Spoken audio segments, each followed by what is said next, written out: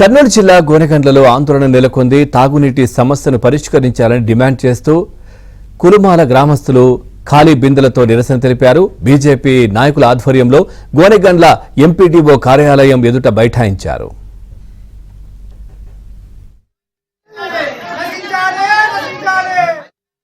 పది రోజులకు ఒక్కసారైనా తాగునీటిని సరఫరా చేయడం లేదని ఆవేదన వ్యక్తం చేశారు. ఎంపీడీఓ సానుపాయికి వినతి పత్రం అందజేశారు. ఇక సమస్యను పరిష్కరించకపోతే ఆందోళన ఉధృతం చేస్తామని హెచ్చరించారు. ఈ నేపథ్యంలో ట్యాంకర్లను ఏర్పాటు చేసి సమస్యను పరిష్కరిస్తామని ఎంపీడీఓ హామీ ఇచ్చారు. దీంతో గ్రామస్తులు ఆందోళన విరమించారు. ఎంపీడీఓ ఆఫీస్ దగ్గర రావడం జరిగింది. అయితే వారందరూ ఇక్కడ రావడం గల కారణం ఏమంటే గత 6 నెలల నుంచి కూడా తాగునీటి సమస్య చాలా తీవ్రంగా ఉంది గ్రామంలో. అయితే ఈ సమస్య గురించి స్థానిక అధికారులకు మేమందరం పోయి మొదలుపెట్టుకున్నప్పుడు వాళ్ళు చూస్తాము, చేస్తాము, పరిష్కారం చేస్తామని చెప్పి ఇట్లే సాగదీయడం జరిగింది.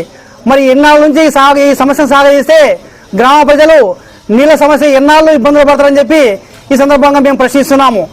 అందుకొరకనే అధికారుల చుట్టూ తిరిగి విసిగి పోయినటువంటి గ్రామ ప్రజలందరూ కలిసి ఈరోజు వాళ్ళ పనులు వదిలిపెట్టి గోనెగండ్ల మండలంలో ఉన్నటువంటి ఎండిఓ కార్యాలయం ఎదురుగా ధర్నాకు కూర్చోవడం జరిగింది.